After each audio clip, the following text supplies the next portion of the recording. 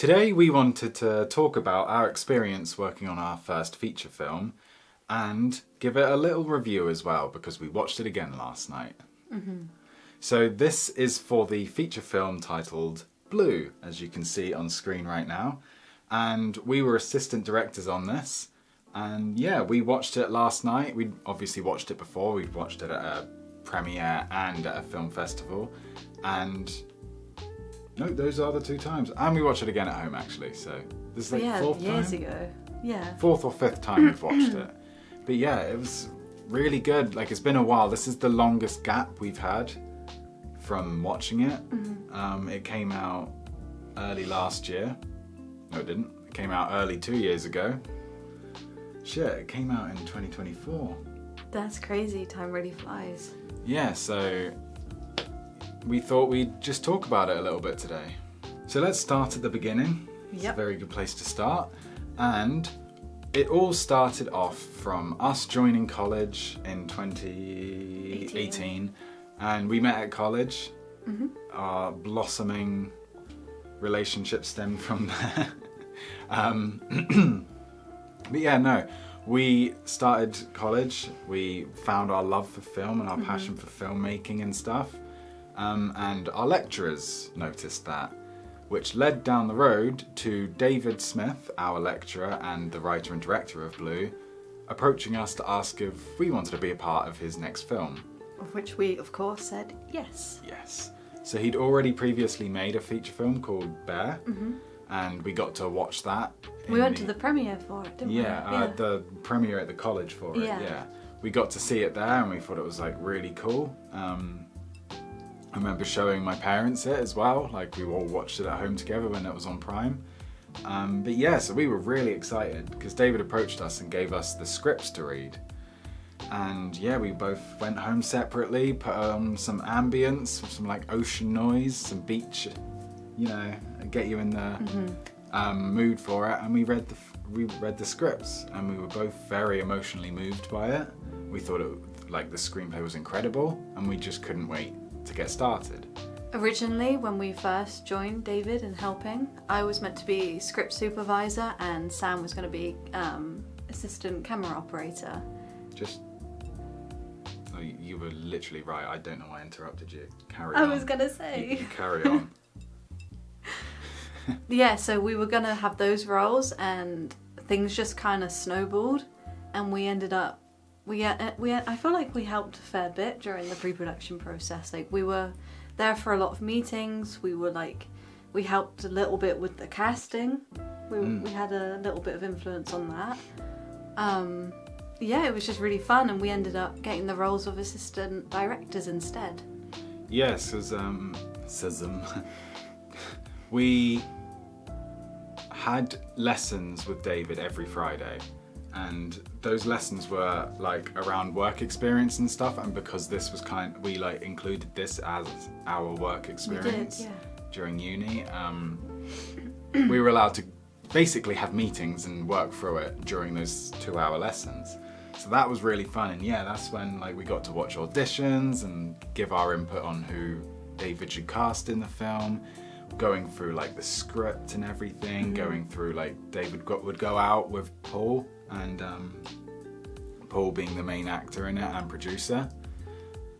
They would go out to locations, and then he'd show us the locations and stuff, and he'd show us some like test footage he got. He did. Show us the micro short he did in preparation for like getting some fundraising going for it.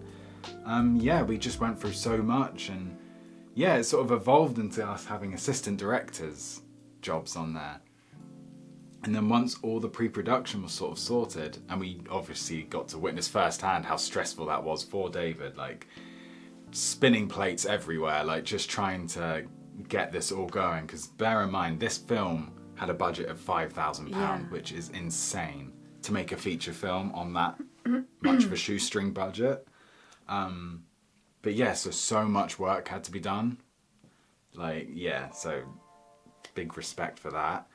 But yeah, and then the shooting days, production rolled around, and yeah, They were so fun. It was our first like proper experience on a film set. Yeah. And especially a feature film set. We had not been on one of those yet, just short films. Yeah, so we just like asked if we were free, and we booked the time off work and everything, and then we got a hotel paid for us in Honiton, because it was filmed all in the southwest by Bear Beach.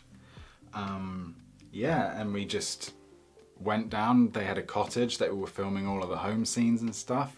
So we went down there. That had some pretty crazy like experiences there.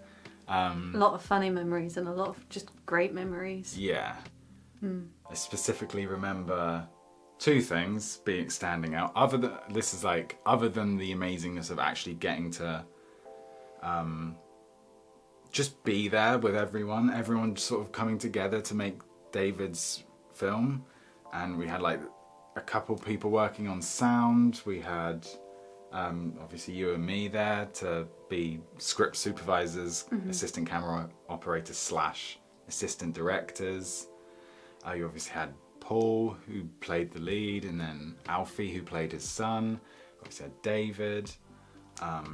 There was a fair few people for like a little indie film in the room, just trying to make the magic happen, and that was really special. Getting to watch the takes, everyone going silent, everyone just being there in that moment, trying to make this thing work.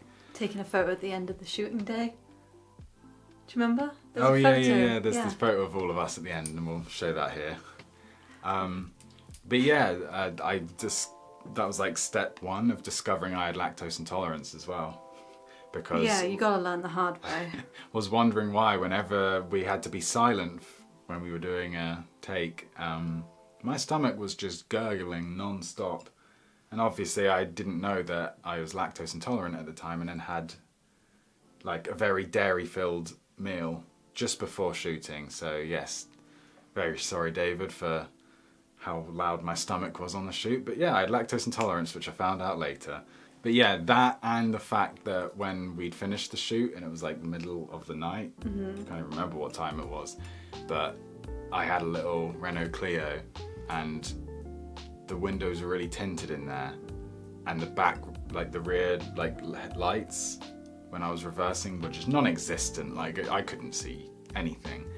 And yeah, I remember backing out of the little parking area, pitch black little country road in the middle of the night, trying to reverse all the way up to this farm that I could turn around in.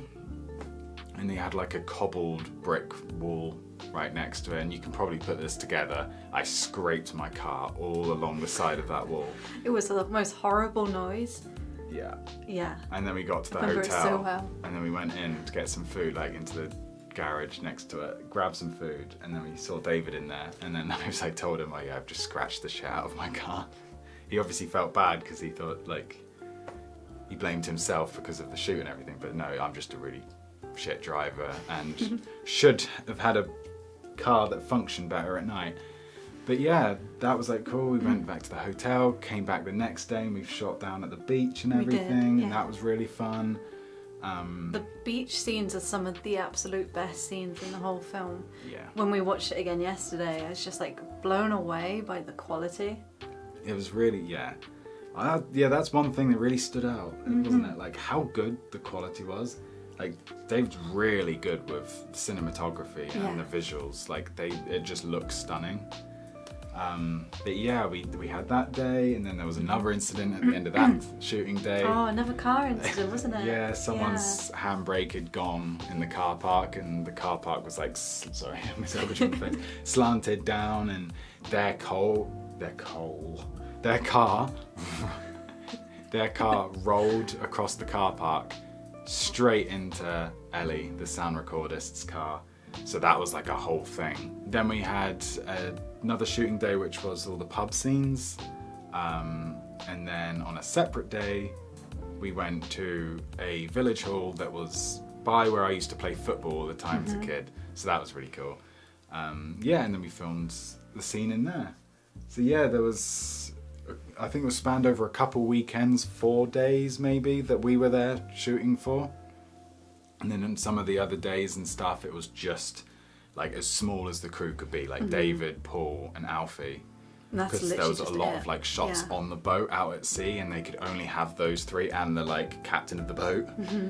And then David had his like drone and everything, get some beautiful shots of like the ocean and the beach. It's stunning. It's a really stunning film. But yeah, and then as soon as that was over, it was like just had to sit and wait then. Yeah. Like we so desperately wanted to see the end product, and then yeah, we had to just wait it out. And then yeah, we had the premiere to look forward to. Mm-hmm. What came first? The premiere or the festival? The premiere. Yeah. Mhm. Cool. Because David offered us to come and watch it with him and a few others and stuff. There's like a early screening of it, but we opted to wait because we wanted to watch it for the first time in Yes, the cinema. we did. Because we worked in the cinema, we were lucky enough to have our manager let us have Screen 2, which is the biggest screen there. Yep. Like seats about 300 people on a Saturday night at around 9:30. I think it was just 9, wasn't it? Yeah, 9:00. Yeah. So yeah, that was like surreal because this was just this little film that we'd been working on with David for a while, and then all of a sudden we're going into our workplace and there's a red carpet rolled out. You've got people stood in like suits and dresses everywhere in the foyer. Yeah, it got really filled out. It was crazy. I was really nervous in the car. Like we drove there. I was like, I don't know why I'm just so nervous. Like I'm not in this film, but just You are. I am in this film. We were extras in the pub scene. We were sat at the table, but only the back of my head's in it, so that's my claim to fame. But yeah, no, it was like really nerve-wracking because I think it was like it was like a merger of like our job working in the cinema with this other thing that we've been working on. So it was like worlds colliding. But yeah, no, it was really chill in there. It We was. got to speak to a bunch of people in that. We got to invite family and friends to come and watch the screening. Yeah, we went all in and there was like almost 200 people there, I think. Yeah. It's crazy. Here's a shot. This picture shows like David and Paul and the audience behind and stuff.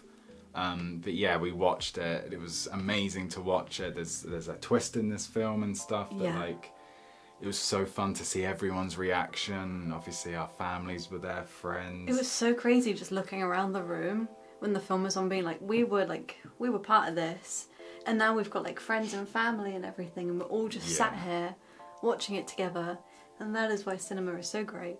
And then like David comes like walking past us at the start of the film to say, when the credits hit, soon as like the main credits go and then it starts going into the rolling credits, we all start walking down to the front.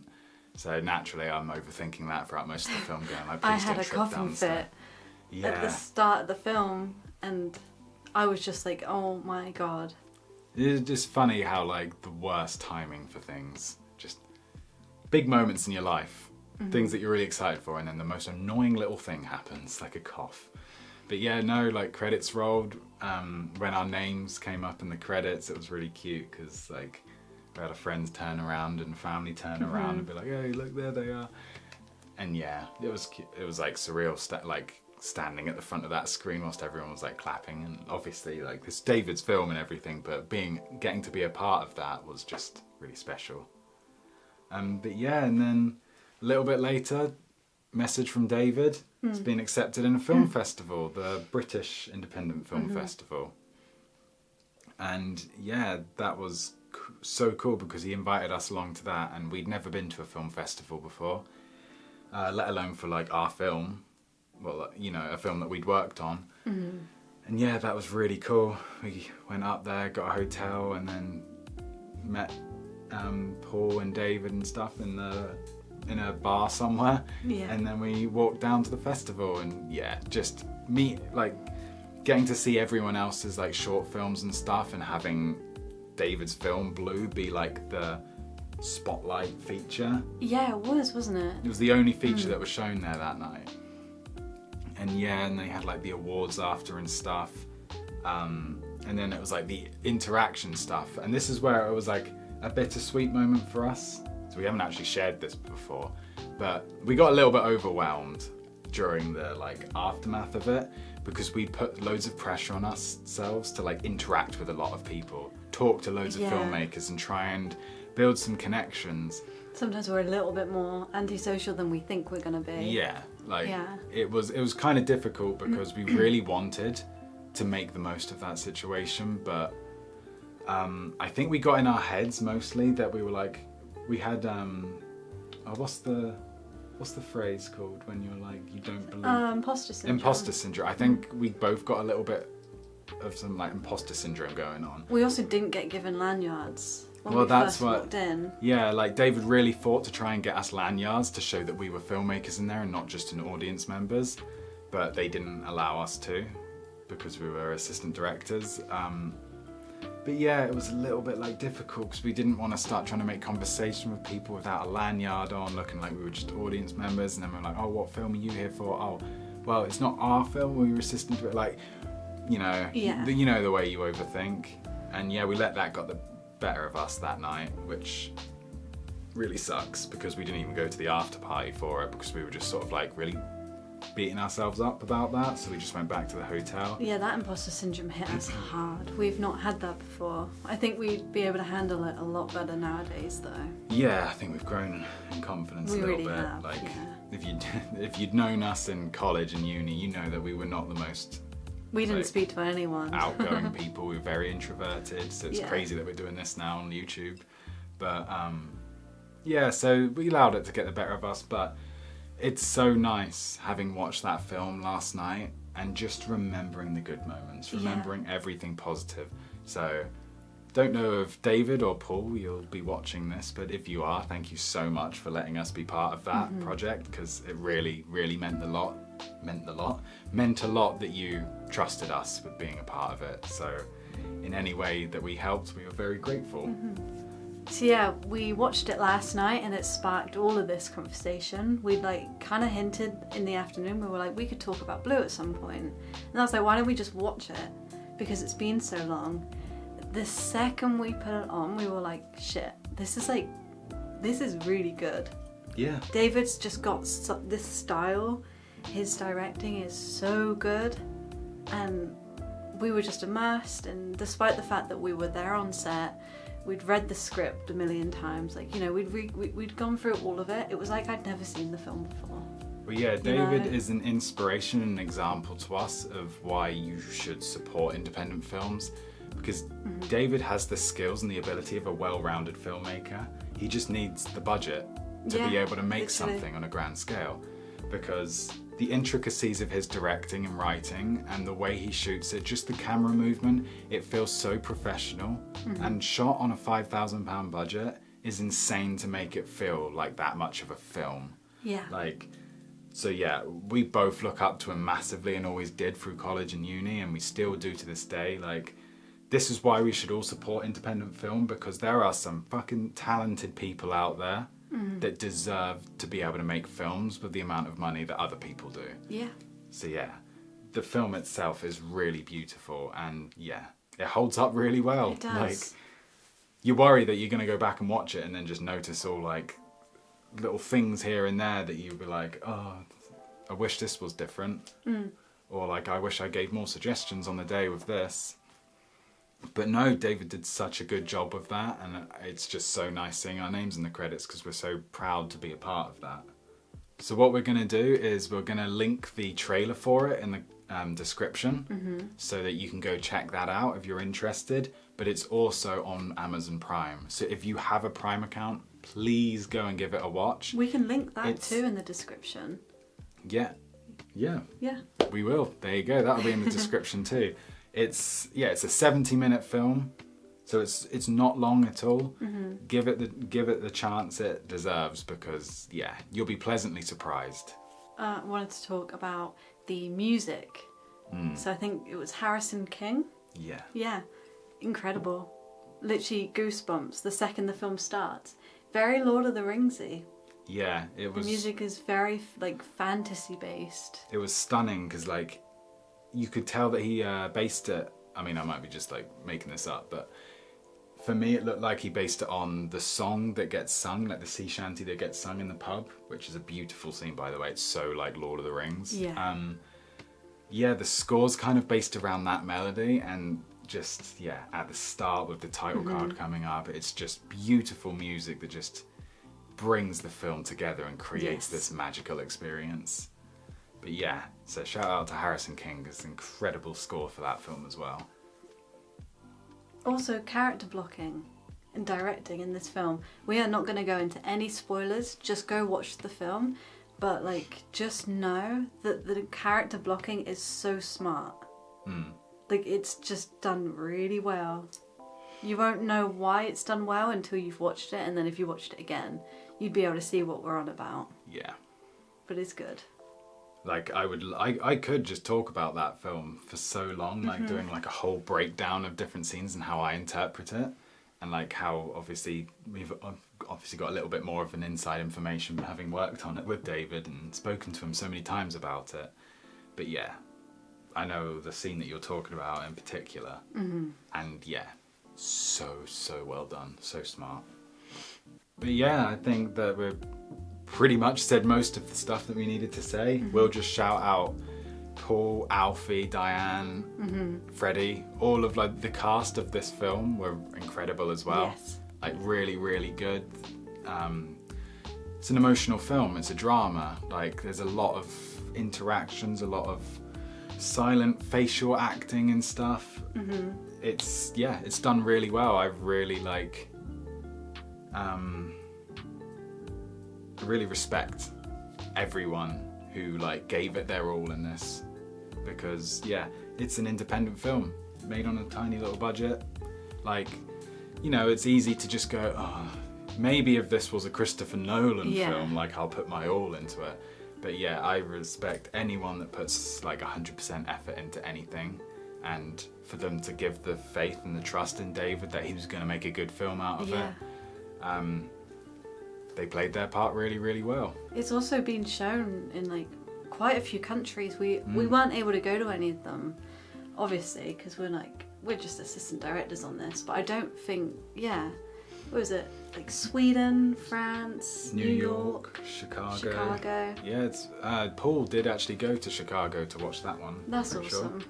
But yes, it's been around the world. It's just this tiny little British independent film made in the southwest of England, and it got to travel around. It's been seen by people. I feel like that's all filmmakers want, is to have their work seen by people. So yeah, I'm pretty sure David's working on a new one right now. So yeah, if you're listening, David, we're free. Was it Little Magpie? Little Magpie, I think, yeah. Something like that. Yeah. So yeah, stay tuned for that. And remember the name David Smith, because he'll be a big filmmaker in the future. Cool, so that was our video kind of explaining our first time on a feature film and just our review of Blue.